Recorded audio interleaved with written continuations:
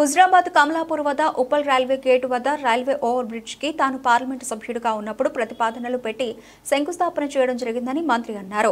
తన తర్వాత వినోద్ కుమార్, ఆ తర్వాత బండి సంజయ్ టర్మ్ అయిపోయి మళ్లీ ఎంపీ అయి కేంద్ర మంత్రి అయ్యారు. అయినా ఈ ఫ్లైఓవర్ మాత్రం ఇలాగే ఉంది అని పొన్నం ప్రభాకర్ అన్నారు. పార్లమెంటు సభ్యులు కేంద్ర మంత్రి బండి సంజయ్ ని కోరుతున్నా ఉప్పల్ ఫ్లైఓవర్ ను త్వరగా పూర్తి చేయాలని కోరుతున్నా ఇక్కడ ఫ్లైఓవర్ రైల్వే పార్ట్ వరకు మాత్రమే ఆగి ఉంది. ఆర్ఎండ్బి మంత్రి కోమటిరెడ్డి వెంకటరెడ్డి దృష్టికి తీసుకుపోయా అని ఆయన తెలిపారు. సభ్యుడిగా ఉన్నప్పుడు పంపిన ప్రతిపాదనల మేరకు ఈ యొక్క ఉప్పల్ రైల్వే ఓవర్ బ్రిడ్జ్ తదుపరి ఫౌండేషన్ వినోదరావు గారు, దాని తర్వాత వినోదరావు గారి తర్వాత బండి సంజయ్ గారు టర్మ్ అయిపోయి మళ్ళీ బండి సంజయ్ గారు ఎంపీఐ మంత్రి అయింది. ఈ ప్రాజెక్టు మాత్రం ఈ యొక్క ఫ్లైఓవర్ మాత్రం ఇట్లనే ఉంది. నేను గౌరవ పార్లమెంట్ సభ్యుడు, కేంద్ర మంత్రివర్గ సభ్యుడు గౌరవనీయులైనటువంటి బండి సంజయ్ గారిని కోరుతా ఉన్నా ఈ యొక్క ఉప్పల్ ఫ్లైఓవర్ను తొందరగా పూర్తి చేయించమని. రైల్వే పార్ట్ వరకే ఆగి ఉన్నది.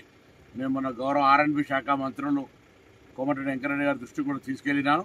రాష్ట్ర ప్రభుత్వం నుంచి కూడా దీనికి తొందరగా మూవ్మెంట్ చేసే ప్రయత్నం చేస్తా.